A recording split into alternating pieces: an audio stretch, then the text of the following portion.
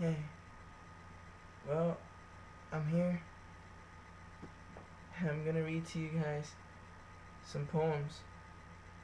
Well, two or three probably. About love stuff, you know. Oh, this is my guitar pick right here. It's sweet, ain't it? It's an iron cross with the lucky penny on it. 1993, year I was born.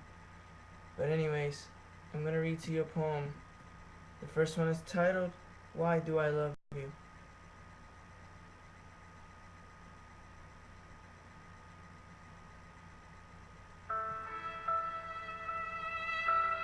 I love you, not only for what you are, but for what I am when I am with you.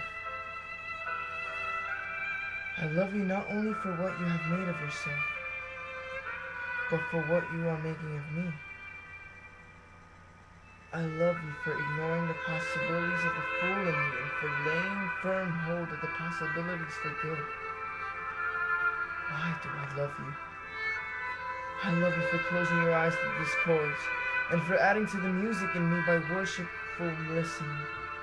I love you because you are helping me to make of the lumber of my life not a tavern but a temple, and out of the words of my everyday not a reproach but a song.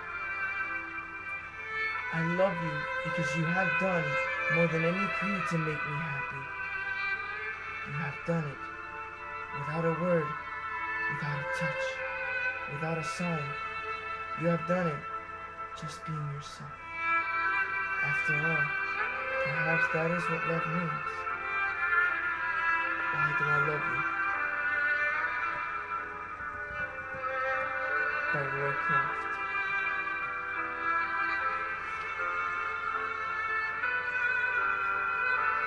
The Dark Candle. A man had a little daughter, an only and much beloved child. He lived for her. She was his life.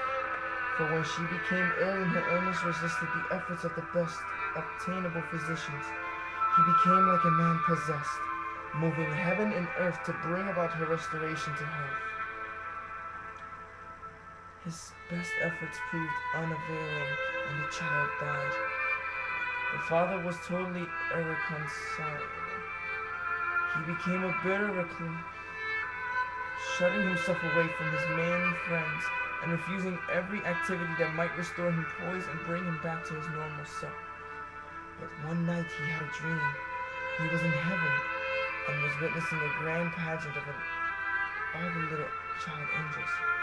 They were marching in an apparently endless line past the great white throne. Every white-robed angelic top carried a candle. He noticed that one child's candle was not lit. Then he saw that the child in the dark candle was his own little girl. Rushing to her, while the pageant faltered, he seized her in his arms, caressed her tenderly, and then asked, "How is it, darling, that your candle alone is unlit? Father, we often relight it, but your tears always pull it out." Just then he awoke from his dreams. The lesson was crystal clear, and its effects were immediate. From that hour on he was not a recluse, but mingled freely and cheerfully with his former friends and associates.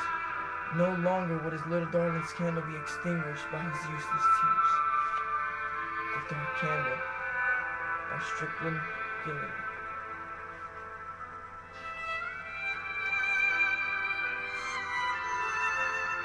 Should you go first? Should you go first and I remain to walk the road alone? I'll give in memory's garden, dear, with happy days we've known. In spring I'll watch for roses red when fades the lilac blue. In early fall when brown leaves call, I'll catch a glimpse of you. Should you go first and I remain for battles to be fought? Each night you've touched along the way will be hallowed spot. I'll hear your voice, I'll see your smile, though blindly I may grope. The memory of your helping hand will buoy me in with hope. Should you go first, then I remain to finish with the scroll, not lengthened in shadows called deep in to make this life seem droll. We've known so much happiness, We've had our cup of joy, and memory is one gift of God that death cannot destroy. Should you go first and I remain, one thing I'd have to go. Walk slowly down that long, lone path, for soon I'll follow you. I'll always to know each step you take, that I may walk the same. For some day, down that lonely road, you'll hear me call your name. Should You Go First by Albert Roswell. 3 poems I've read to you. I hope you take them to the heart.